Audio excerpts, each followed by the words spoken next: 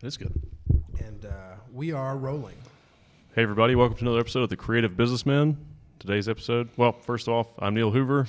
I'm Daniel Story. And today we have Dr. Tesha Whaley, D.D.S, with us. Hello. Thanks for having me. Oh, it's our pleasure. If you want to just tell everyone a little about yourself, and we'll go from there. Well, let's see. I have been practicing as a dentist in Archdale, North Carolina for almost 16 years now. I grew up in Charlotte, North Carolina, and let's see, I guess lived there until, graduated high school, went to NC State for undergrad. Interesting fact, I have a chemical engineering degree. Wow. Very cool. For my bachelor's. And so worked as an engineer for a while, realizing, I knew all along I wanted to go to grad school for something and just wasn't sure what it was going to be. And so once I got out and worked for a few years, I just checked a bunch of different things out and ended up going to dental school. So Nice. Here I am. That's cool. So were you originally planning on being a chemist or? So I think I wanted just to get a job that I knew would pay me pretty well just coming out of undergrad. Right. I always liked math and science, did really well in both of those in school, so that was easy for me. And I did really enjoy the curriculum at NC State. Like, I enjoyed the engineering program, but then once I got out and I was sitting and working in a cubicle, looking over drawings and writing equipment specifications for stainless steel tanks and putting on a hard hat and boots and going through like chemical facilities and tracing out lines. And I was like, I don't know that this is really what I want to do. Right, yeah. For the rest of my life. So it was a good start. I enjoyed it. And then I did consider going on to get my PhD in chemical engineering, but I didn't want to really be in a lab for so many years. And so I just kind of started looking around at med school and then dental school.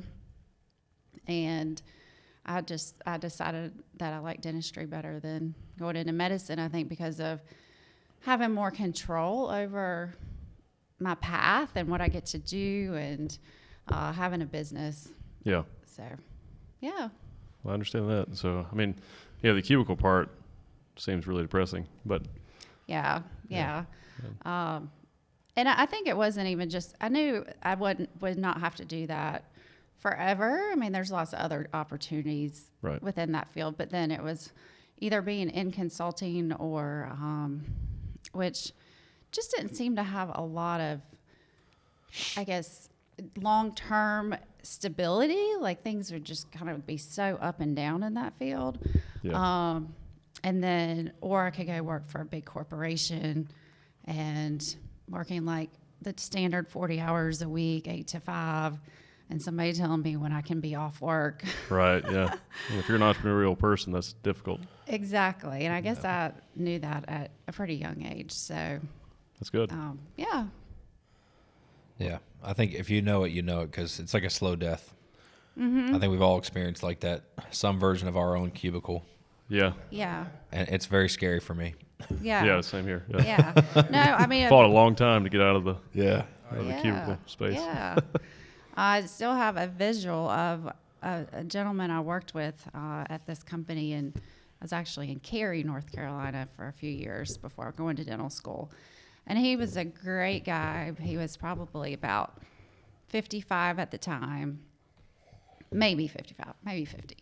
But I just have a picture of him sitting. He actually got the office. Okay, I guess when you get, to be that age, you get the office. But yeah, I just still have the visual of him sitting there working until like 7:30, 8 o'clock at night, and being right back there at 8 in the morning, and not really feeling like he was getting rewarded like he should. Right. Yeah. So I never really thought of it like that the thought process I had was more like an entrepreneur. Then I really hadn't thought about that. Yeah. So I mean, he and I both like to work a lot. Yeah. But I'm always happy about what I'm working on. Yeah. Correct. Because it's for me, even if it's for a client or something, it's still my choice to work on this project or do what I'm doing. So it's always more fulfilling, as as opposed to. And there's nothing wrong with having a job, but Right. But and some people really enjoy having a job.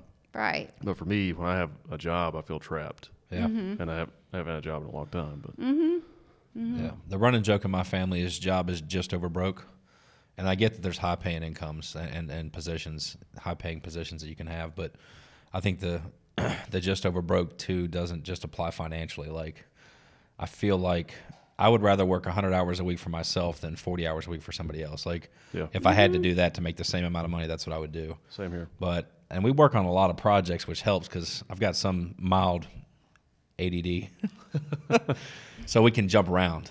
So like we're not solving the same problem constantly. Like we literally have quite a few things that we jump around, and that kind of makes it feel like you're always working on something different. And we do a lot of different things too, but we also work together on some projects. So and the things that overlap, we can switch those, like shift those to each other. Yeah. Just hand them off back and forth, Great. which is kind of nice. Yeah. If you get bored doing something. Yeah. But then we wanted to go hike yesterday for our business meeting because we needed to have the meeting anyway, but we went and hiked, which was cool. Great place to have a meeting. Yeah. It works. Yeah, especially yesterday. Yeah. It was beautiful. Awesome weather. Yeah. Yeah. But I think that's what's good too. Like in our dental practice that we have, there's 3 owners that, there's 3 of us that are partners, and then we have an associate. But I think like a lot of dentists work by themselves, like don't have a partner, another dentist with them. Yeah. But I feel like because we have each other, it makes us be better dentists because for one, we help each other. And I think sometimes it can be hard to stay motivated if you're just kind of trying to run it all by yourself. Yeah. Right. So, so I think that helps us be better dentists, better for our patients, and enjoy our jobs. And if you talk to my partner Keith and myself, and I think Dan, he's getting there. I think we would. Well, I think both of them would say that it doesn't feel like a job.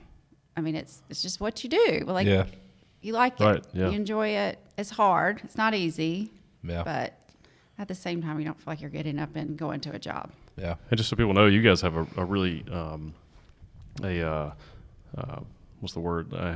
High volume office. So you see a lot of patients. Mm-hmm. And I guess working with other dentists, having other partners keeps you all motivated to keep the pace up too, right? It does. It does. We want everybody to do well. So, even if one person, if their schedule seems a little slow, we're trying to help them out, and for some reason, fortunately, we've grown from 5 dental chairs, dental operatories when I started.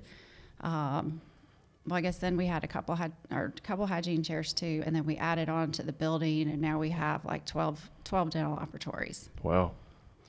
Now, when you went back to school and you got your doctorates or whatever for dentistry, did you go straight into your own practice, or did you work at another office first? So I did go in with Keith as an associate and worked for him for 5 years, and then bought into the practice. Nice.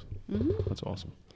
How long did you work in the chemical industry? 4 years. Okay. Mm-hmm. So you got a good taste of it then. Yeah.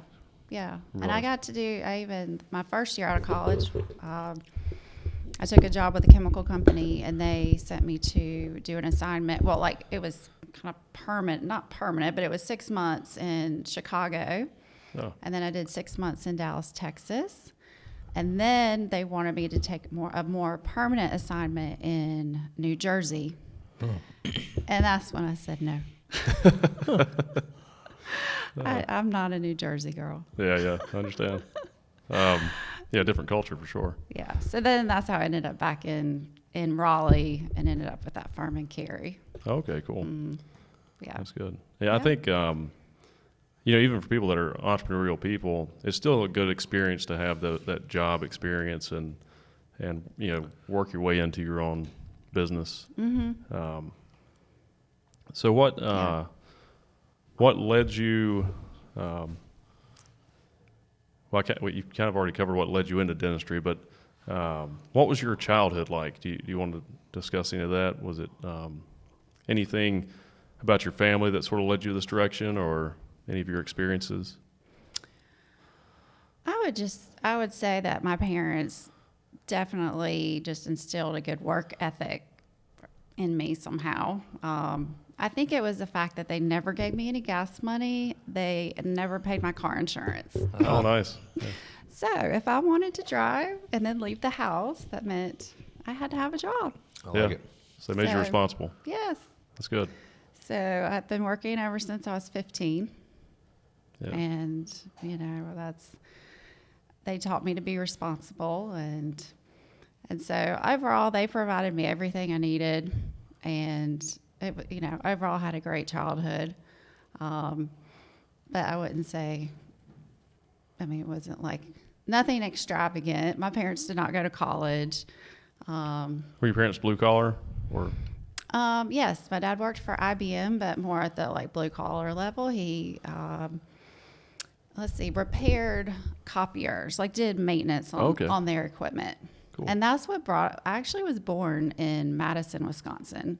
Oh. And when I was 5, they had an opening with IBM here in Charlotte. And so they were just ready to leave the cold from the north. So we got in a U-Haul, and me, my sister, mom, and dad all sat in the front. It was just a little cab U-Haul, and we packed it up and drove 16 hours to Charlotte. Wow. That's cool. It's probably fun, though. Yeah. Yeah. Yeah. I don't remember it being bad. Yeah. So then that's how we ended up in Charlotte, and it's a fun place to grow up. Sure, yeah. I like Charlotte. It's way different now, though, than when I used to live there. Yeah, it's grown so much. It's huge now, yeah. Mm-hmm. I like Charlotte better than Raleigh. It's more, it has a more creative vibe to it. Mm-hmm. Yeah, big art community there. Mm-hmm. Yeah, but I have known my husband since middle school. Wow. Yeah. Wow. That's cool. And we actually dated in high school. We went to the prom. Wow. And so we kind of, we stayed together through college, decided we did not want to end back up in Charlotte. I think just after growing up there, we wanted to change. So. Right. Yeah. But yeah, we still wanted to be close to our moms and family, and so that's how we ended up in Greensboro, kind of picking Greensboro to be home base. That's cool. Now your husband's an entrepreneur also, right? Mm-hmm. Mm-hmm. Yeah, that's what I thought. Yeah. Yep. So he initially started kind of his own business by buying some real estate properties and turning them over, selling them. So he did that for quite a few years, and then he got involved in a business. He had a contract that he managed for a company that he had kind of managed the transportation of these carts that flowers get sold on across the Southeast. Okay. So he had a warehouse in High Point for quite a few years. And that was when he had that when we had our children, and we have twins. They're 9 years old now. And so that was good because he had some flexibility with his job as far as being able to leave and that kind of thing with having babies, because I have no flexibility. Right. That is one thing. When I do show up to work, I'm there. I'm not leaving. Yeah. So, you're schedule based. So, right. Yeah. You have your patients for the day. So once I'm there, I'm there. So that worked out great. And then that contract ended, and then we decided to just kind of let him, he's just going to kind of figure out what he wanted to do next. And so now it's been, I think, another 4 years, and he's just been stay-at-home dad. Oh, cool. And it's been amazing. Yeah, that's good. It was hard for him to transition into sure. that because it's not what he pictured for his life, and he just always thought he'd be working.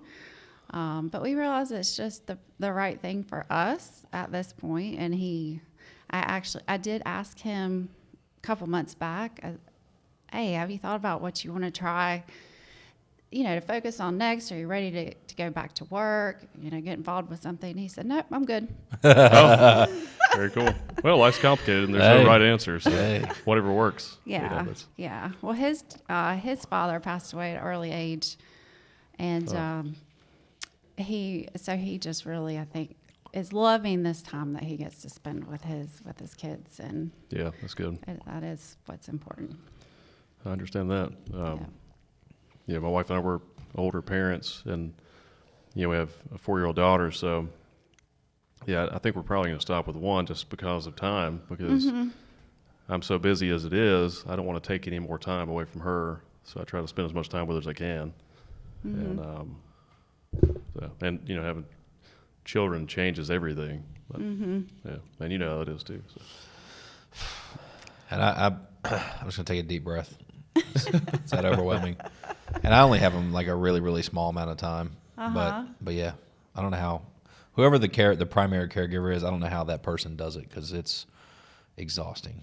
And you said yours are 9? So my oldest is 10. He just turned 10 in November. I've got an 8-year-old and a 4-year-old. Oh, wow. So yeah. And it's real fun to let them beat me up on the couch and all the games, and we do all the stuff, but like I'm exhausted. If I'm with them for 2 hours or 6 hours straight, like whatever it is, like I'm just beat. 30 minutes. Like I get home and I've got 30 minutes with them before they go to bed, and like I'm wore out. I'm like, what in the hell did I sign up for? That's another reason why it is good to, or that's one positive of having kids at an earlier age. I think maybe you have more energy. Right. I mean, I'm beat too. I'm leaning over patients most of the day, and I get home and my son this week he was like, "Can we play a board game tonight?" Yeah. Oh, I don't think we're going to do it tonight. the mental capacity to do it at that time. Like I don't know if I have the. They're like, Dad, you want to play chess? I'm like, I don't know if I have the mental acuity to do this right now. Right. Yeah, your brain is exhausted. My brain is just done. But I'm like, okay, all right, let's do it. Uses more energy in your whole body. Yeah. How about we wake up early and play first thing in the morning? Okay.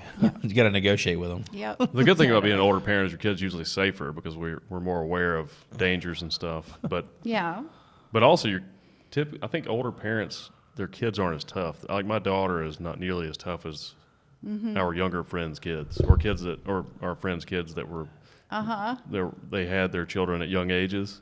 It's like they weren't concerned about all the dangers, whereas we're aware of all the things that can happen to her. So we're maybe helicopter parents a little bit, but but also a negative thing about being older is, like you said, the being tired, because my daughter Isla wants me to get on the floor and play a game with her. So I'm like, I don't want to get on the floor. I don't want to get up off the floor once I get down on the floor.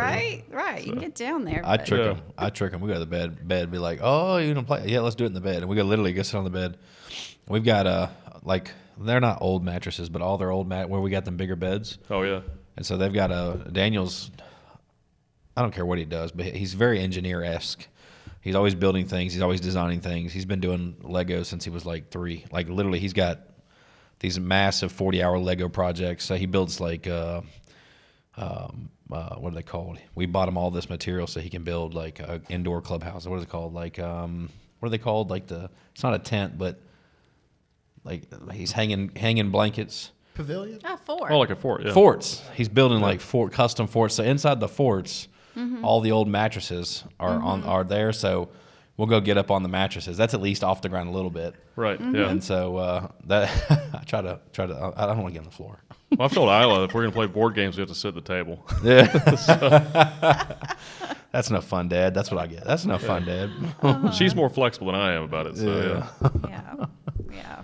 But no, we definitely do our best to balance it. That's the hard part. Yeah. For everybody. Twins, boy and a girl. Boy and a girl. Oh, yeah. Yeah, I'd like to say that's the way to do it, but I don't know. I've not experienced that. Was that? It's probably tough the first 6 months, right? Yeah. The first couple years. Oh. Yeah. Yeah. That was really tough.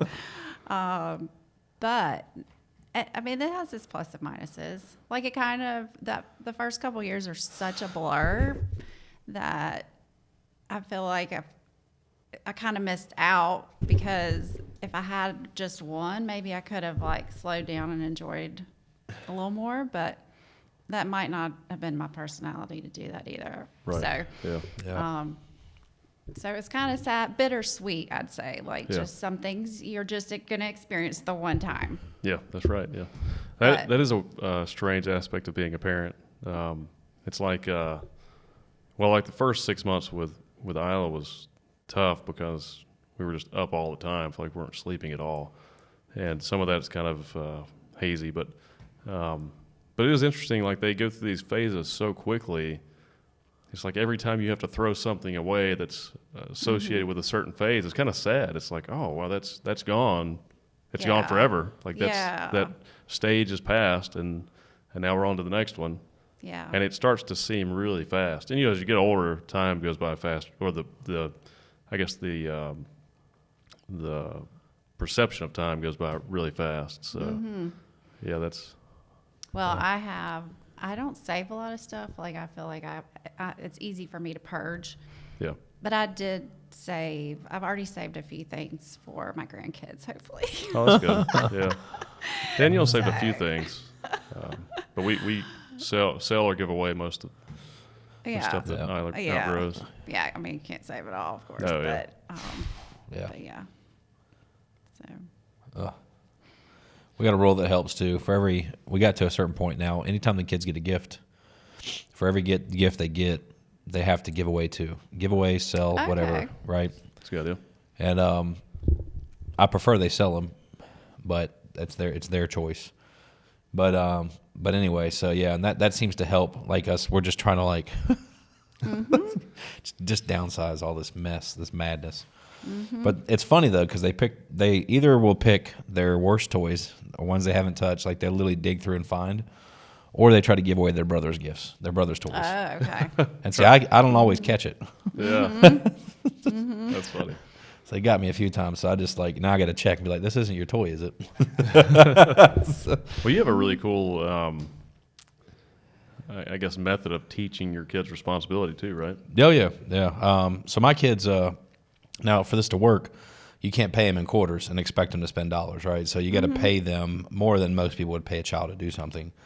But I give them opportunities to earn money, and then and actually we've done it so long they are constantly seeking ways to earn money, and then I pay them, and then they have their own wallets, they have their own stuff, their own bank accounts, and even my 4-year-old, he halfway knows how to count. He does a decent job. He's got a very good understanding of it for a 4-year-old.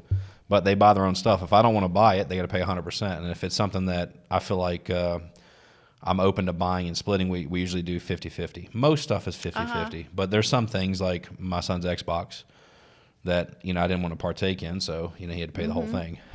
His drone, we split it 50-50. I let him make the decision on it.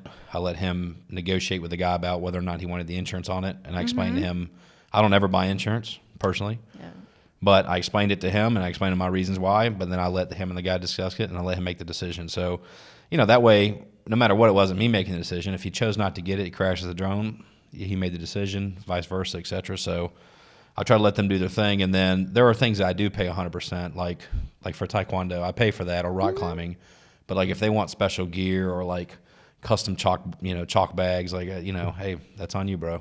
But then also if they do something, if they choose to do a sport or something, they have to see it through, right? They have to see it through, not allowed to quit. So you got to commit minimum of 1 year commitment for anything. We don't. I don't care if you like it, you're upset, you hate it. Great. Your coach is a douche, whatever. It doesn't matter. Like the deal is, you commit to it, you're in it. So and we stick to that. So. And we did that. We do that with our stuff. Like when you make a commitment to do something, we just do it. That's true. You see it through, even when you hate it. You gotta see it through. Once you start it, yeah. Sometimes you can back out before you get started on something, but if it just doesn't make sense. But no, I try to make sure they understand we keep our commitments, and it's just who knows. I don't know if it's the right way. It's just the way that works for you. It works. Kids are good, man. No, that sounds great. But they're gonna be little hustlers and capitalists, and like you, they're gonna know how to survive for themselves. I don't know. I am struggling with that right now, though, as far as how to instill that in my kids. So that's a good It works. suggestion. It helps. It helps a lot. So, but yeah, again, that's the problem is, I pay them like I'd pay an adult, right? Like a low. It's not meant in a negative way, but like on the lower end of what I would pay an adult, right? So like if I was gonna pay somebody to come over and clean the playroom, right? Now there's two things here. You can say, well, I don't have to pay them; they're my children. They're gonna clean. They need to clean up after themselves. That's one thing, right? But the reverse of that is, the way I look at this is yeah, you can take that approach and you can say, well, I already pay for all these things anyway. Well, you're still paying for it, but what you're trying to do is get your child to understand the value of money, the value of time, because it's an exchange of energy, right? So, hey, if I do this thing, this activity I don't like to do, and I get this money, and then how they choose to spend it's on them, right? So they can only spend so much money. They can only do so much work. So they're starting at an early age to figure out, like, hey, I can clean the playroom. Hey, I can take the trash out. I can do these things. They're not chores. These are jobs that they're signing up to do. They have zero chores. Like, these are things that they're able to do to earn money. They do them. Some people might just blanketly give their kid an allowance. I don't do that. Right. So they have ways they earn money, the things they do. They earn that money. They choose what they spend it on. If they want a big gift, they have to learn delayed gratification because they have to save. Because you can't, or they're not going to earn enough in a week, an hour, right, 2 or 3 weeks to buy a big gift. It takes time. So it really is working really well. Right. And now what's funny is because my older one got it so well, it was that much easier with the younger ones because the system was already in place. What's also a thing where if you're a successful person and you have a child, it's just like, how do you like, I grew up poor, so we didn't have a playroom. Yeah. I didn't have that many toys either. I had to, but I had to clean up stuff and had to, I had a very different life than my child has. So it's like, how do you, right. And I really appreciate life now and what I have. And it's just like, how do I instill these values in her when she has all this stuff, and which thankfully she's not, she doesn't really ask for a lot, which we're lucky about that. But we don't spoil her either. We tell her no, sometimes just because she doesn't need something else. She has plenty, but just how do I make her realize that she has a really good life? Like, she has a really nice. Like, if I saw that house when I was a kid, our house, I would be like, oh, this is a really nice house. This is amazing, But for her, it's just her life. Right. And it's like, how do you make her appreciate that? Exactly. And that's where I am. yeah, it's tough. And we tried the helping with activities, but I'm thinking I didn't pay them enough because it wasn't enough. That's the trick. It wasn't enough motivation. Well, add up how much you already spend on them. Right. And then figure out a way to pay them. Right, because then I would still end up buying them something knowing they didn't have enough money yet because I wasn't really paying them enough. I should just pay them more for what they do. 100%. Because and then they can buy it. Yeah, exactly. Well, they can buy it because the reality is, if you think about it from your perspective, you're paying for it anyway, right? But what you're trying to do is instill in them so they understand the value of that thing, right? Right. But this is that whole, you can't pay them in quarters and expect them to spend dollars, right? Like, and maybe that's an extreme statement because you might pay them $1 or $2 to do something, but the reality is there's not much you can buy with $2, right? Yeah. So like, I have a flat thing. It may only take 30 minutes, but hey, you guys are going to knock this out. I'm not going to pay them. Let's say that I was going to pay them $10 for an hour, right? I'm not going to pay them $5. I would say, hey, you can do this and this and this. And it'll be $7. If all three of them do it together, it'd be okay. I'll give you each of you $7 each. You guys help each other, teamwork, do this. We have and now at this point, the time, the stuff, we know about how long it takes to do stuff, and we've got flat amounts. Like you're taking the trash out, you're gonna do this, and literally it's just like they compete to do things, right? And that's kind of cool. Well, we live in an incentive-based society, so it's teaching that if you work hard, and there's an incentive to work hard, there's a reward for your work. And then I do pay them, I give them money for the school stuff, like usually it's weekly. So on Friday, they nail it all week because I can't stand with report cards. Some of the stuff I hated, like you wait till you get a report card. I mean, like there's not like if I'm training, if I'm boxing, if I'm fighting, and I make a mistake, I get punched in the face, right? It's immediate. I want my children to have a more immediate consequence than waiting for a report card. So every week we're looking at it, we're gauging every week, and that way, if they have an off week, it doesn't throw off the whole period, right? It just throws off that off week, and it's teaching them to reset. Like, hey man, it's not the end of the world. You're not getting money. You're not getting a prize out of the prize box. Like there's some consequence, but it's okay. We're going to try again next week. And so I like that too. But I don't know. It works for us, Yeah. but it's got to be enough money though for them to be able to buy their stuff. Right. Yeah. So, and that doesn't mean everything, but I mean, if they want to buy toys every week, they have enough money to buy toys every week, which is part of the reason. For a while, they had no money saved, and they had a whole bunch of useless toys, right? Mm-hmm. And they had to figure out, if I buy all the $5 toys at the checkout line, I can't get the $80 toy, right? So it's and as they start getting a little older, Daniel wanted to learn he wanted to make more money, but he also wanted a drone, right? Well, so you get the drone, practice, and then he's getting ready to be paid his first, like $100, but he's got a neighbor where he's going to do pictures and aerial shoots and stuff like that, and he's 10, Nice. So that's kind of, now he's figured out, he's like, well, how many of these do I need to do to make my money back, right? And like, I didn't tell him that. He's starting to figure it out. So that was my whole goal, right? Yeah. And if if I had literally overpaid him to do things just to teach him that lesson, then it worked. Mm-hmm. Well, your oldest son's kind of business-minded anyway. He is, yeah. He'll negotiate with Daniel. On it's funny. They all negotiate. Actually, they all negotiate with me, which I encourage. Okay. That's good. But Daniel's like constant. I'll be like, well, I'm going to pay you this. And be like, well, I feel like I should get more. Because I do more of the work than my younger brothers. And I'm like, okay. And he's like, yeah, so I'm going to outwork them. I should get a little bit more of the money. Yep. He wants a raise. He wants a raise. Yeah. He wants to be a manager. He's promoted. Yeah.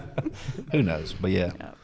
Well, I remember since we've been talking about this, I remember back when I was probably like 8, 9 years old, I really wanted this 10-speed bicycle. And my parents wouldn't buy it for me. And they told me, you can save up your money and you can buy that 10-speed with my weekly allowance that I got. And guess what? I saved up my money and I bought myself that bike. I like it. That's cool, yeah. I like it. And that was a big item. I mean, I think I had to save like $150 at that time. Yeah. So, yeah. It teaches the same thing, right? Right. Yeah. Yeah.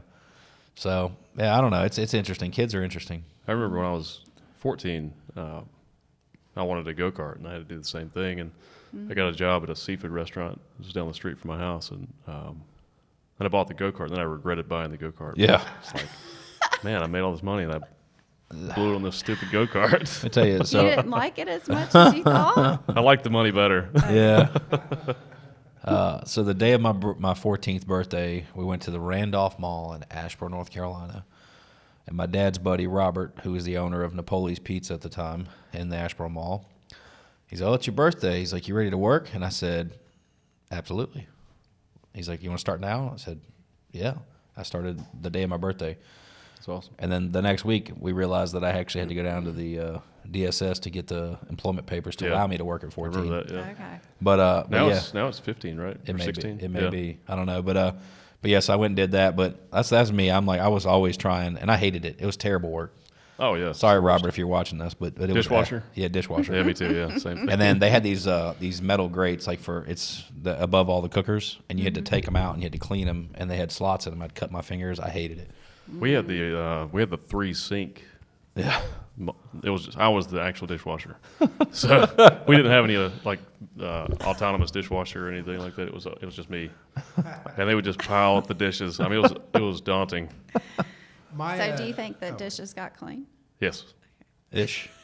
Well, I'm pretty meticulous, so yeah, I was probably a good dishwasher. When I was cleaning the dishes, it was ish. Clean-ish. When I cleaned the dishes, it was terrible. Like, they had this horrible machine that was like a cylinder, and you had to open it up, and everything would burn you. Oh yeah, it was hot. Oh, yeah. I had one of those. The water would spray at Yeah. you. You'd put the like round container with everything in it. Yep. You'd slam it shut. It'd clean them like really quick, and you'd open. I mean, just like, it was terrible. I had one of those, but it was small. You couldn't put but so much in it. And then I had the 3-sink, and then like those vents, you couldn't put those things in it. But yeah, I've had those before too, but I owned a restaurant, so I didn't use them. Yeah. We hired a dishwasher. Yeah. But anyway, I don't know. But yeah, it taught some good lessons though. Yeah. So, yeah. but so nobody in your family was in the medical field. So that was you're the first one. Yeah. That's impressive. nobody- Yeah, that's No dentists, no nurses even. My sister ended up being a nurse. She's That's still cool. a nurse. But yeah, and so I really do enjoy it. I feel like I ended up on the right path for myself and my family, and it's just been a good career. There you go. So, and I hope to do it until I'm 65 at least. Like, really the only limiting factor is really being able to like lean over patients Right, and yeah. work in people's mouths, because Hard on your back. it's hard on your neck and your back. Yeah. So as long as I can move around okay, Yeah. I still want to do it. So what you're also saying is you guys are going to open up other practices and bring in, what are they called, associate dentists to work? About to ask the same question. Yeah. Yeah, that's the next step. Then Yeah. that way, when you don't have to worry about your back hurting as Right. much. You know. Well, and hopefully one day I can cut back my hours some. Yeah. You know, just cut back to a couple days a week. I don't want to do that anytime soon. I mean, things are just rocking and rolling right now, so I'm happy with how it's going. Good. I think dentistry is an interesting field because it's a trade, but it's from a business perspective, it's very flexible. Like you can do a lot with it. You can, if you just want to have a small practice and just a good solid income, but you're not really ambitious. You don't want a lot of the headaches of having a bigger business. You can do that and be fine, or you can have a huge practice, and you could have multiple practices, right? But it's interesting, the flexibility in that trade. Yeah. And I'd say we settled in, our practice, I would say like it's a big, we'd call it a big practice, but I would say where we're a little different is that we offer a lot of different services at our practice. Like you can be a dentist and you can refer out for your dental implants, you can refer out for all your extractions, for all the root canals. We do that treatment at our office too. Yeah. So, and we also have, like I was saying, how I go to this continuing education. We all go to continuing education more than what's required. Right. I don't even know how many they require because I go way past that, and so do my partners. So, you can make of it what you want. You can sit there with your feet propped up and wait for somebody to come get you for a hygiene check, or you can be going at it all day. Right. Yeah. Well, you do a lot of cosmetic dentistry too, right? Yeah. Yes. So just more specialty. Which, I mean, basically dental school gives you a good basis to get started. But then really to know that, really fine tune your techniques and really know what's the best way to do things, you have to take more classes. Right. So, and there's lots of opportunities for classes out there.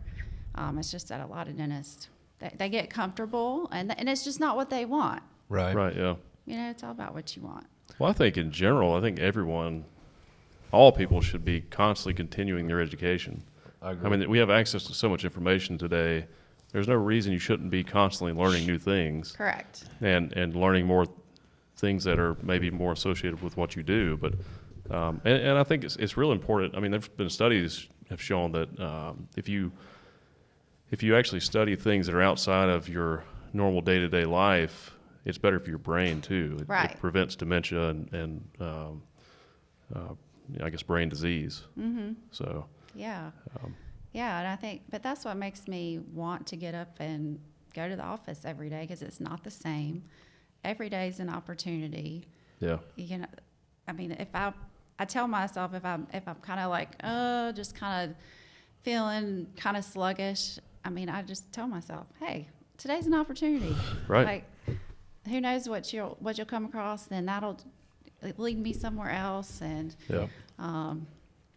so just even in this past year, I mean, things I've learned, I've even learned more about tongue ties and diagnosing tongue ties and how that affects patients' bites and TMJ and breastfeeding. And like, we are now like having lasers that we can use in our dental office to help with these tongue tie releases and infant tongue ties and things like that. I mean, who would have ever thought that like you'd go to your dentist to have your baby's tongue tie released? Right. Yeah. My niece said that. Yeah. So and then this week we had a rep from the Solea laser company come in and bring this laser that now will cut teeth. Like the laser technology up to this point clinically has only been utilized for more like soft tissue, for trimming gums, but not really trimming away bone and tooth structure. So he brought the laser to our office, and we got to sit down and see it work and do some hands-on with it, and it was amazing. Wow. It was really cool. Interesting. It actually will, another cool thing about it is it will numb the tooth, the laser will, so you do not have to inject the patient with anesthesia. How does that work? Something about the absorption is so fast into the tooth that it just stimulates, the tooth doesn't know what's going on. Like it's given the brain's like shocks the nerve or something? Yeah, and it's just the nerve channels close and it just doesn't get feedback. Wow. And you can keep it numb for like 10, 20 minutes. Interesting. Mm-hmm. So I guess there's probably like an initial sting or something, and then it's just numb. No, because not even that. Mm-mm. Wow. Yeah, because it depends on, like, you have to start at a certain power. Yeah.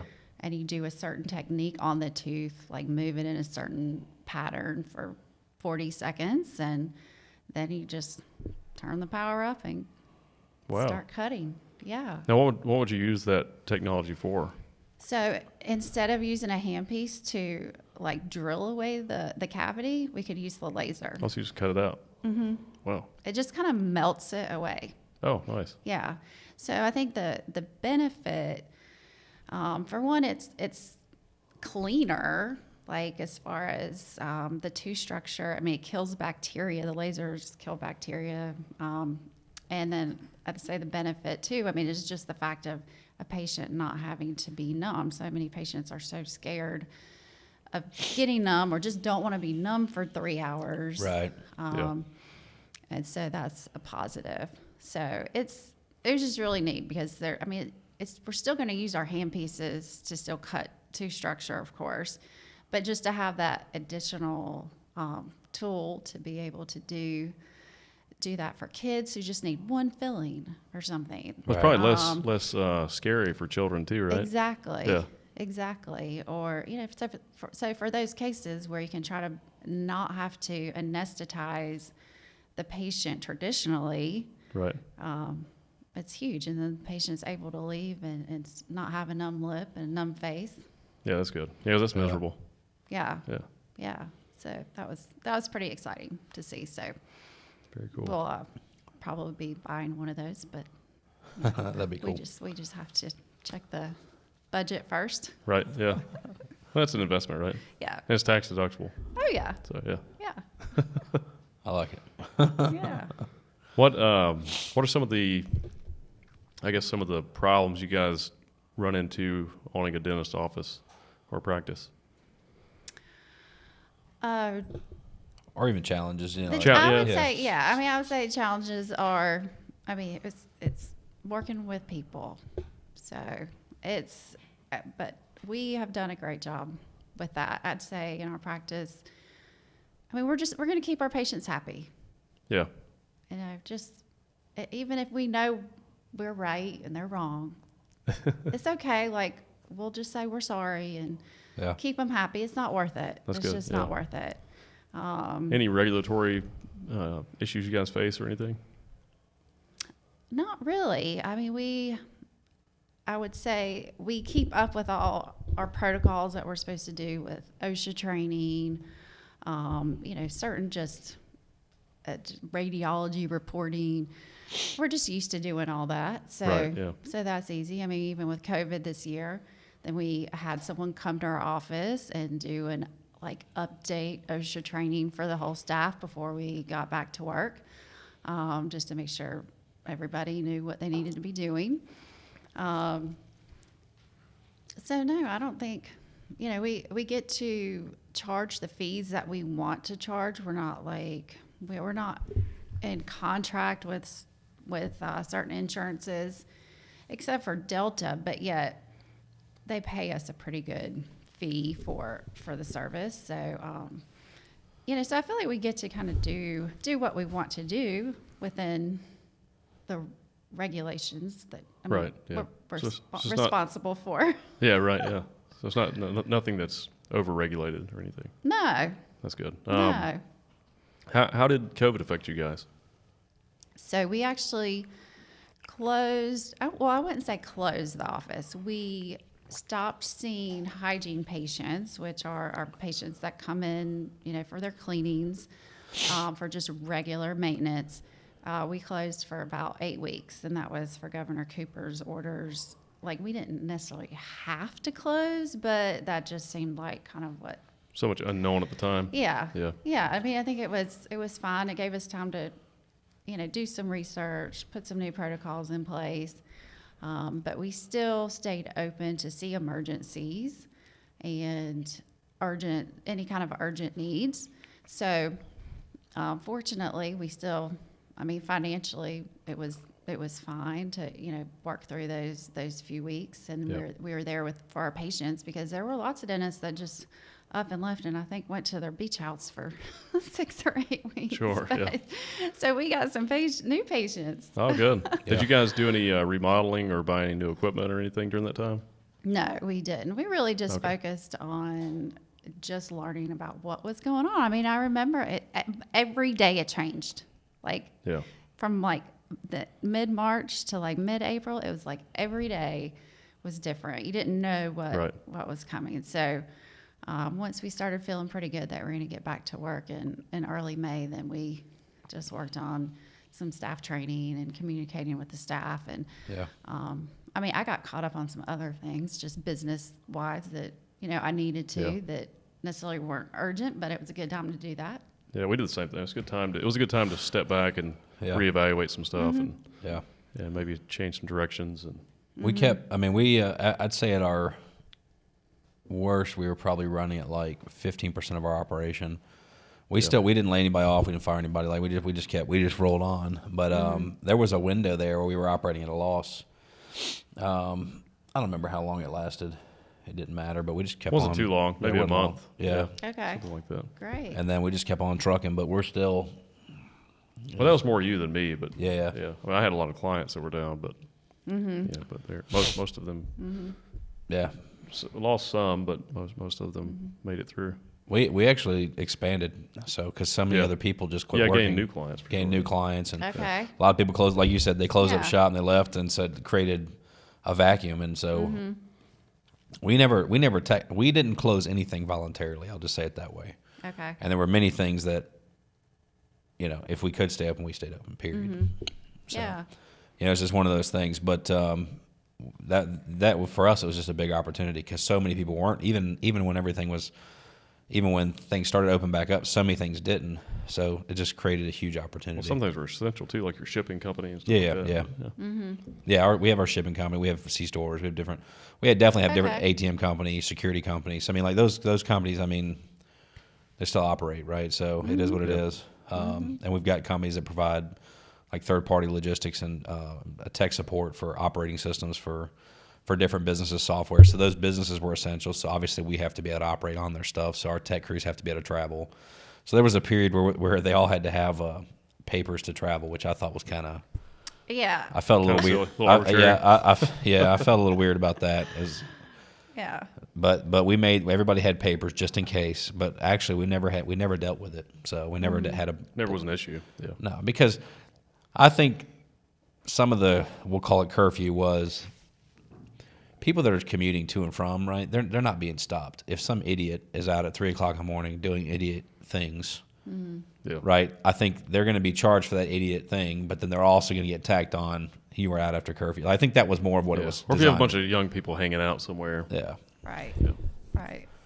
Which I would be fine with that too. I'd be fine. If I'm the cop, as long as they're not. I wouldn't care. Yeah. As long as they're not hurting anybody. Don't hang out at the rest home. Go somewhere else. But who knows? Don't go to your grandparents' house. Yeah. But then when we did get back to work, once that stay-at-home order was up, it was awesome. All of our employees came back to work. That's awesome. Ready to work. That's good.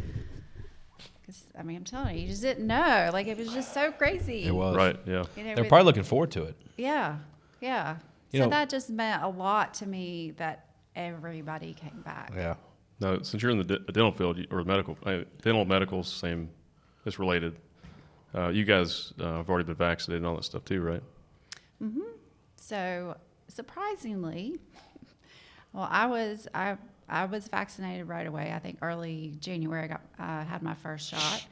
And then the other doctors at our office have gotten it, and one of my dental assistants, and about 20 other people at our office have not. Yeah. Oh, okay. Yeah. So. Well, Daniel and I were naturally vaccinated. Yeah. Yeah. Well, it took me 8 months. Not 8 months. Let's see. It took me. We almost made it through the whole thing. We almost made it through the whole thing. Yeah. And I'll just be completely honest with you. I wasn't trying not to get it, actually. Right. We're not really around a lot of the public anyway. Right. Yeah. So it's Right. yeah. But yeah, Yeah. I got it. I worked every day. It was. There's an episode on it. It was brutal. I definitely, but out of sheer stubbornness, I wanted to keep moving. And the worst for me, honestly, it was a terrible experience. But about like day 14, 15, 16, like I was so tired. I definitely went from being able to work, I can easily knock out a 100-hour week. Like literally, I know that sounds like a lot, but I knock 100-hour weeks out in my sleep, like easy. Yeah. Like that second week, the end of it, like I was struggling to get through like 6-7 hours straight. So Yeah. For me, it wasn't too bad. It was like a cold for me. Yeah. But for him, it was more like the flu. the good news for me though is I lost. At that point I hadn't lost quite that much, but I had lost 100 pounds last year, and Yeah. I put on muscle, and I'd gotten in a much better shape. So I'm definitely thankful I did that prior to getting COVID, because lifestyle change. That could have changed things. Yeah. So, Yeah. but yeah, I didn't Well, work. I'm I didn't glad work you out guys are during. okay. Yeah, I didn't work out during COVID. I didn't do that. I worked, Right, not yeah. work out. Okay. Yeah.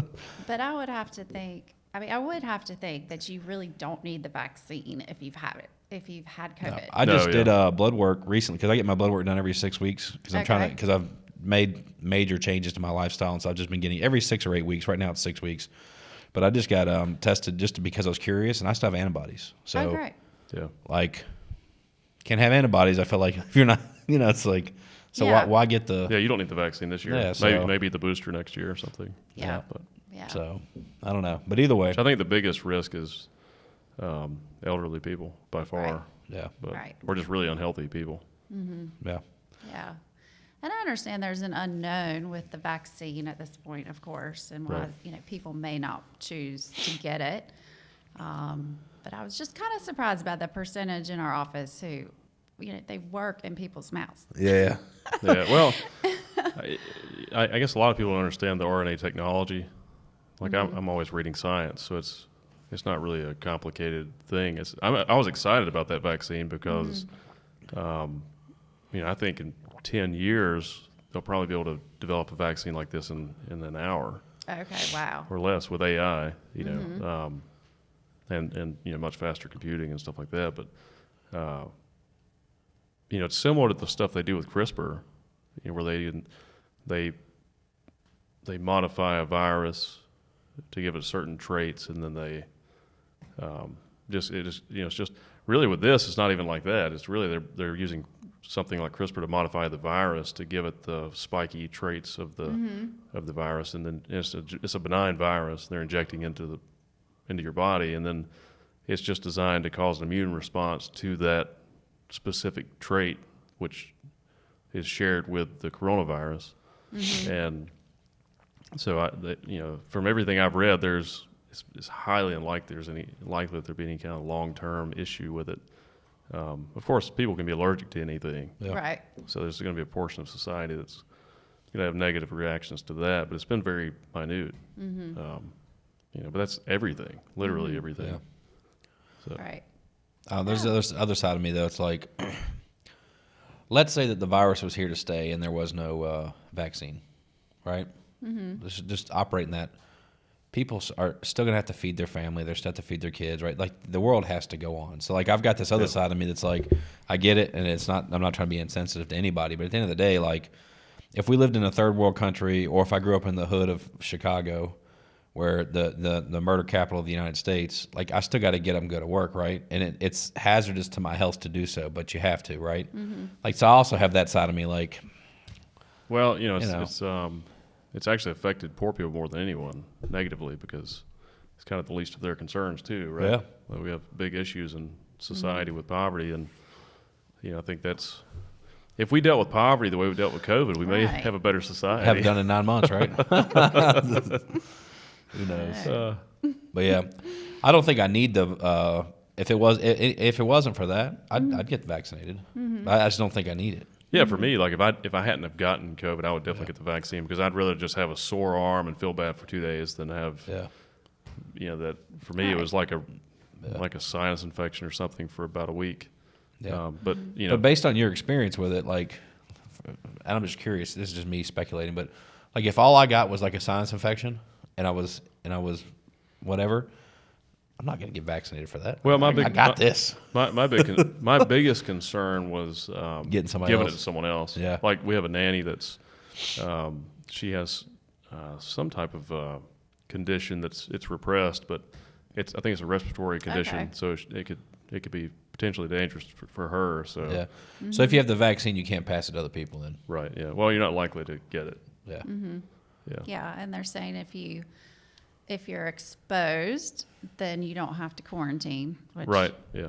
I mean, I think. And your risk of death is 0 right now, based on the vaccines that exist. So. Yeah, and I mean, if I was exposed, I really have a business to run. I don't really want to sit at home for 2 weeks. I agree with that. I didn't. Yeah, that was the worst part. Yeah. Yeah.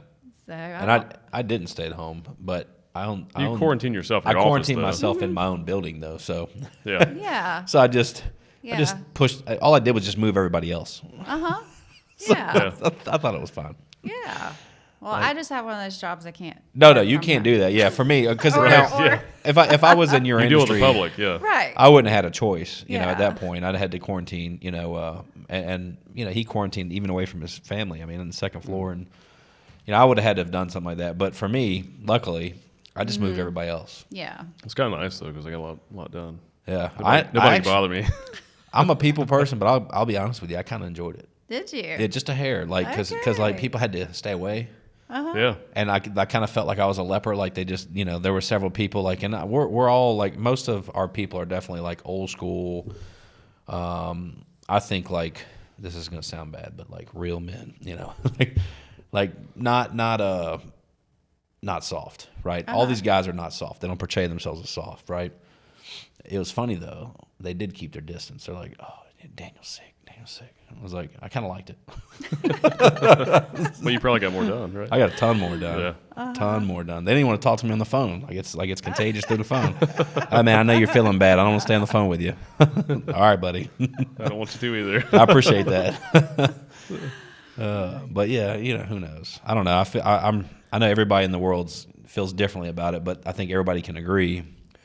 At minimum, I think they're starting to see a light at the end of the tunnel and moving in the right direction. Oh, sure, and yeah. those things. So Yeah, I look at the CDC numbers pretty often, and it's funny because at the governor's thing this week, they said the wrong numbers. Okay. Because there's an app you can download that shows you the up-to-date CDC numbers every day, and it was showing like almost 3 million people in North Carolina have received the first shot of the vaccine, and they said 1.5 million on the press conference. And I was like, that's not right, because I was looking at the data, and it's like right at 3 million people. It was like 2.9 something, and then I think the vast majority of those have only received one, like the first shot. Mm-hmm. But still, that's a third of the state. Mm-hmm. And then you also have to consider that, there's almost 1 million other people that have already gotten the virus. So, it's over a third of the state is immune now. Mm-hmm. So that's a lot. And I wish the media were more positive. right. Mm-hmm. There's the media is a business. They're trying to get clicks and make money off of marketing. So they want to get people in a frenzy, but really they should be more positive about it, because it's very positive. I mean, we're on our way out of this thing, and there are a lot of people that still think we're doomed. Like Yeah. they act like it's still April of last year, and it's like, no, you're okay. Like if you made it this far, you're fine. Yeah. So. I've definitely seen a change in some of my patients that were like not sending their kids, like they didn't want to send their kids back to school. Yeah. They wanted to keep them home and, just stay hunkered down. Well, they're sending their kids back to school now. Yeah. It's really bad for kids not to be around other kids. Yeah. Yeah. And kids are the safest of everybody. Yeah. Mm-hmm. So. Yeah. Yes, I'm lucky my kids have been going to school 5 days a week. Yeah, our daughter, she's gone to school the whole time. Mm-hmm. And I mean, she's in preschool, but they haven't had any issues. Yeah. She had to miss 2 weeks because I got it. Uh-huh. But she didn't get it. Uh-huh. You know? Good. I'm glad she didn't get it. Yeah, I am too, yeah. Yeah. But I wasn't too worried about her because Right. statistically she's fine. I mean, she's not at risk. I've got another friend that both of his kids got it and they were fine. Mm-hmm. Their whole family actually got it. But I actually have another friend that they all have it right now too. He and his wife and their son. We should go hang out with them, keep them company. Yeah, well, I could. It wouldn't matter. Yeah. But I think the only people that have gotten a second case of it that have gotten it twice, they were immunocompromised individuals. Wow. There's only like six people or something. Yeah. Okay. But it's not. Yeah, it was kind of funny in our office because when people would have it, and I already knew I was immune, so I was like, I'd be around, I'm sick. I'm like, no, take your mask off. We're fine. Just me and you in here. I was hanging out with them. They felt weird about it. I'm like, dude, we're perfectly fine. Well, I take a lot of vitamins every day too. I take I added zinc and zinc and vitamin D and all that stuff. So Mm-hmm. and I've done that for years. Yeah. So I have too. okay, yeah, that makes a difference. Yeah. They've done some studies with zinc and vitamin D, and they say it's very effective, specifically against this. Oh, great. I haven't read too much about that lately, but Yeah, makes vitamin sense. D was it appears to be a big aspect of it. People with vitamin D deficiencies seem to have much worse reactions to it. Mm-hmm. Yeah. So I saw another article about that, not to get political, but it said that the governor of Florida is not a success, is because he's more successful because there's less vitamin D deficiency in Florida. It may be true though, And that's why the COVID wasn't as it doesn't deadly. spread well, and it can't spread at all in sunlight. Sunlight kills it instantly. So sunny Florida, right? Which, if you look at the numbers, though, it is interesting that, I mean, Florida is kind of extreme across the board. Yeah. As far as just compared to other states, but if you look at the numbers, like Florida, Texas, and L.A. There's not much difference based on population. L.A. is the most extreme. Mm-hmm. They've shut everything down, and I think 75% of the restaurants in L.A. have gone out of business. Mm-hmm. But their numbers are still worse than Texas and Florida. Yeah, by far. And Texas is, I think they're reopening the whole state in like a week, and then Florida has been pretty much wide open. Well, California is like so densely populated. It is, I honestly don't know why that many people live there, but it is. Well, it's nice. Weather's nice. I know. Yeah. It was. It's It was. on fire now, but yeah. That's true, yeah. I was gonna say there's lots of fires now. But I don't know. I don't know. I'll tell you. We stayed in Florida in September. I flew back and forth 11 times in 5 weeks. But family in Florida at St. Augustine, St. Pete Beach. Yeah. Sorry, not St. Augustine. And Opposite side. Yeah, opposite side. But I'm not going to say it was normal, but it's pretty close. And that was in September. And then I was in St. Pete recently, and it felt normal.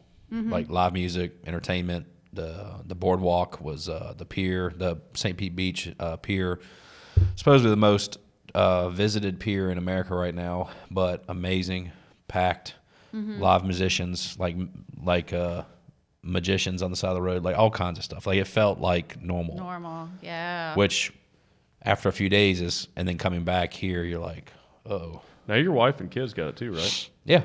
That's what I thought. Yeah. So your whole family's immune. Yeah.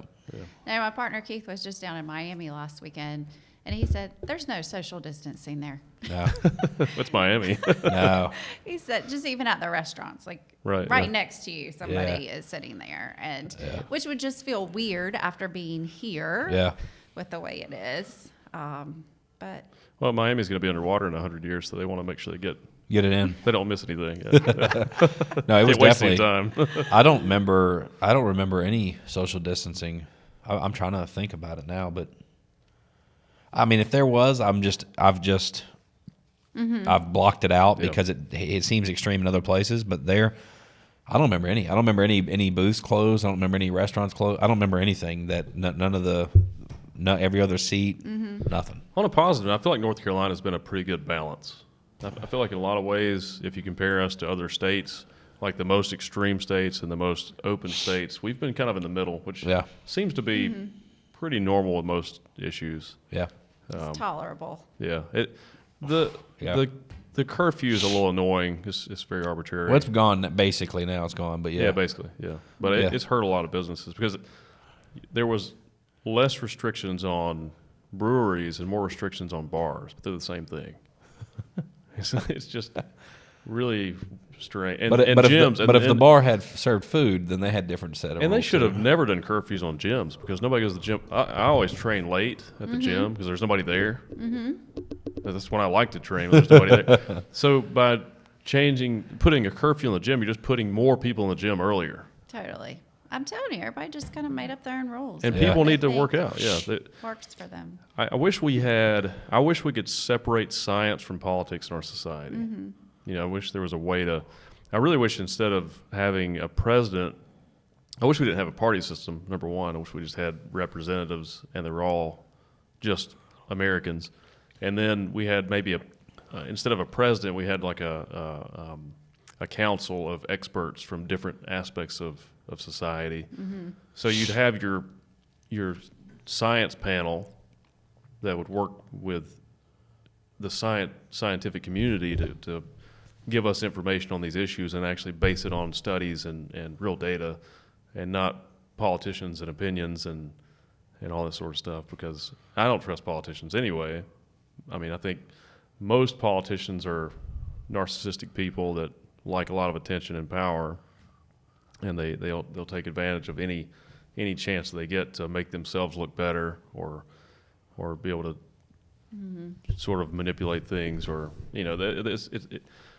American politics are very incentive based too, which is kind of strange because we're all supposed to be we're supposed to be the government, and those people are supposed to represent us, and we've sort of flipped it where we look at them as leaders or people in power, which I don't think anyone should have power over another person, period. But yeah, I don't know. I feel like technology is fixing a lot of these problems. I think right now it's kind of chaotic because we're not used to having access to all this information.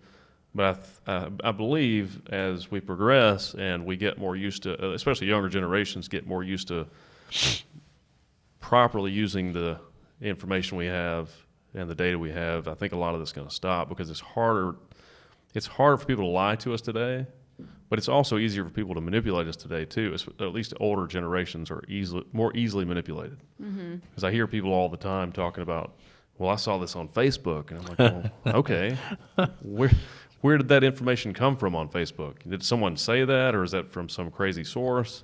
Yeah, you know, like we have an issue with knowing where to get information or which information is reliable. But I think younger generations will handle that better, hopefully. I'm glad you're optimistic. Yeah. Well, I mean, if you just look at, have you read any of Steven Pinker's work? No. He's a famous psychologist, but he wrote this book. What's the name of it? Enlightenment Now. Yeah. And he shows, going back through human history, the data shows that as societies become more technologically advanced, they become better across the board in every way. We become less violent, less greedy, less controlling, more free, and we become safer and better towards each other. So, if there's no reason to think we won't continue to trend that direction as we become more advanced, unless something catastrophic happens, like some crazy war or something, some kind of natural disaster or something. But I'm optimistic. Yeah. I mean, I like to be optimistic, and I would say I am, but this last year is just... It's a challenge. It's been tough, yeah. It's been a challenge. I just miss seeing people's faces. Yeah. Right? Yeah. I know. I'm starting to get good at it, though. Like, I can see people with a mask, and I can kind of tell their facial expressions based on the upper part of their cheeks, and I'm like, this is not something I want to get used to. This guy posted a video recently on Instagram. It was really funny. He was saying how weird it's going to be when we don't have masks anymore for people that are used to wearing them all the time. Yeah. And he shows this video of him with his mask on, and he's doing stuff on the computer in his office and stuff. And then he shows it the next video, it says after COVID, and he has the mask off, and he's doing all these weird things with his mouth and his tongue. And there may be some of that. Yeah. I think people are going to have to go back to brushing their teeth. I think there's a whole... I have to tell you, though, that there are, patients that have come in and their front tooth's totally broken off to the gum line. And I'm like, well, at least we're wearing masks. Like, that's a normal thing. Nobody can tell. Are you COVID's gone, man. You can take the mask off. Oh no, it's fine, man. I'm good. Lost all your teeth. Broken tooth. COVID depression. So just in case, because I know we've got some people, and I've got a friend too that had asked recently, and I was like, I don't know, we'll look it up. But from memory, or do you know, like if you've got to get into dental school, I'm assuming you have to have any undergrad degree. Or does it have to be something specific? Do you know? No, you just need to have a bachelor's degree. A bachelor's degree in anything, and you get in. And then, so what's the process, if you don't mind, like just touching on it? You've got a bachelor's degree. What's that look like? Is dental school 3 years, 5 years? Like, what's the, if you don't mind, if you remember? Yeah, I remember. So you need a bachelor's degree, and then which it could be in anything, but then there are certain prerequisites. So, like, if let's say you had a Bachelor of Arts in English, well, you still have to have like some biologies and chemistries or some kind of mix of some sciences. And then you do have, the other requirement is taking the DAT. It's called the Dental Aptitude Test. So you have to take that before you, before you apply. And then each dental school is different. Like some might want 2 letters of recommendation or something like that. And then usually you apply, I'd say about almost a year before you want to start. Wow. So, and then you'll get called to go for an interview, and then they usually start making their selections in January, February for that next year, Gotcha. Like for starting in the fall. Gotcha. Mm-hmm. Now, do you have to do a residency type thing? No, you do not have to. So standard typical dental school is 4 years. I don't know of any place in the United States where it's less or more. Okay, so it's kind of like law school almost. Mm-hmm. So it's 4 years, and then some people opt to do a residency. Like some people might do a general residency, and that's where it's more focused on what you do as a general dentist, and that's 1 year. And so you would apply to go to a program like that. You don't have to. I didn't do a program like that. And then you also can decide to go on to become a specialist if you want to be an orthodontist, an endodontist, periodontist. And those programs are typically 2 or 3 years, depending on which school you go to. In addition to the 4 years? In addition to the 4 Wow. years. Okay. Mm-hmm. Yep. Start that program young. Yeah. Yes. Yes. So that's why I did not go on, because I had already worked and then doing 4 years of dental school. I kind of tossed it around going on to specialty school. Yeah. But I chose not to, because I was almost 30 at the time and I was ready to start making some more money. And I like the beauty of being a general dentist, though, is you get to do all those things. Right. And so you still get to do root canals, and you can do gum surgery, you can do braces, and you get to refer out to the specialist those cases you don't want to do. Right, yeah. So that's why I actually prefer it. I'm glad I chose not to go on, because I do like the variety of being a general dentist. It's definitely, every day is different. No day is the same. That's cool. And I guess for you, since you're an entrepreneur, you're a business owner, you could actually hire those types of specialists to work in your practice too, right? Yep, and some do. Yeah. Some will have a specialist come in a day a week or a day a month, just depending on what their needs are, where they practice. There's lots of general dentists that are in really small towns, like there might only be 2 dentists in the county or something. Yeah. So they might pay to have a specialist come in to their office who probably doesn't live in their community, Right. For a day or 2 a month, that kind of thing. Oh, that's cool. Yeah, that is. I'll tell you a funny, interesting, whatever. I was telling him just the other day, but I've got a dentist that, because I did very well at an early age and then subsequently lost everything. And during this window, this dentist continued to clean my teeth. Even I couldn't pay. I mean, like literally, I told him I couldn't pay. I called to cancel my appointment, asked me basically what was going on, because I had canceled a few, and you know, and then I told him what was going on, and he's like, look, just come in. I don't care if you give me $10 when you can. And so he cleaned my teeth for a period of time, and not just mine, my family, et cetera. And so I continue going to him currently, even though I'm probably not his target client anymore at this point. So we were talking the other day, but he was obviously, I ended up paying him everything, you know, but he never asked me a time for a payment. If I paid $10, the lady would take the $10, she would thank you, and we'd go on, and that went on for a good period of time. And then finally, when everything got better, I squared up on the account. I still go there, but we had mentioned earlier, was it a couple of days, in the last couple of days, about, it's funny because we mentioned it to you, but about partnering on a thing. And I was like, hey man, I talked to him, I was like, have you thought about, because I can back him to do a big dentist office. And he's like, he basically told me, he's like, man, he said, I like a small practice. He's like, I've got my thing. He said, I've got my time. And he said, he said, I'm not a good business person. He's like, because I don't make decisions based on the money of it. And he said, that's not my goal. And he's like, I live a comfortable life based on this. And he's like, I do a lot of other things. And he's like, I just wouldn't be a good business partner. And I was just like, it's a good answer. I was like, fair enough, man. Yeah. Fair enough. So, but I thought that was cool. So, you know, that's something else like, you know, because sometimes I feel like the dental hygienist, the dentist, I almost feel like it's like there's some there's like some type of feeling of a psychologist there, because don't your patients kind of vent to you? They talk about their life, they talk about what's going on, right? Like there's some of that, so it almost feels that's when like you just put stuff in their mouth. Yeah, they can't talk to you. Right? but you know, you bond with those people, totally, right? And so I started, you know, for me it was like, I was like, man, this is awesome. It's like having a therapist and get my teeth cleaned at the same time. Yeah, and that's what actually, I just moved from my house to a new house for the first time in 15 years. Congrats. Thank you. And I had told a patient, yeah, I just moved, or no, I'm getting ready to move. I said, I'm getting ready to move. And she said, where are you going? You're not leaving here, are you?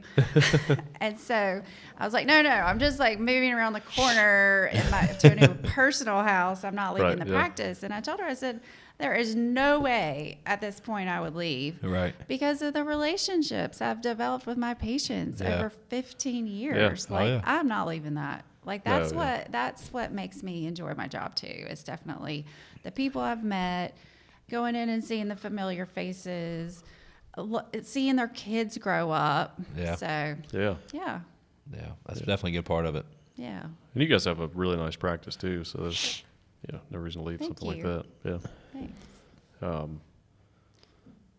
Well, do you want to plug the practice and tell everyone where what the name of the practice is, where it's at? I think you may have said it already, but you can say it again. If you want. Yeah, if you want, yeah. She's like, I don't know. Yeah, the name of the practice is Triad Cosmetic Dentistry. We're in Archdale, just outside of High Point. But I have a patient coming to see me next Thursday from Virginia. So just, so Greensboro is not too far. I think sometimes people think, oh, Archdale, that's so far away from Greensboro. No. And this is North Carolina too, by the way, so just so you know. Okay. North Carolina, yeah. But yeah, so we take new patients, and I'd say we just have an awesome team. Awesome. Like everybody supports each other and gets along, and it's kind of like we've gotten to that point where we just have that good energy, and if somebody comes in with some negative energy, it's just not flying. Yep. I like it. Yeah. That's good. That's cool. So they either get with the program or they get out real quick. Exactly. Yeah. I like it. Good standard. Because negativity seems to spread so much faster than positivity. So once you get that group, you can't even let it in there. No. Right. Yeah. Right. That's right. Yeah. Man. Yeah. Well, Tesha, it's been awesome having you on the show. Thank you so much for having me. It's our pleasure. Yeah, for sure. Yeah. Enjoyed it. And also, thank you to the tasting room. Pick up some Silver Oak for the episode. Yes. And Very tasty. if you guys enjoyed the episode, be sure to like and subscribe. We'll see you next week.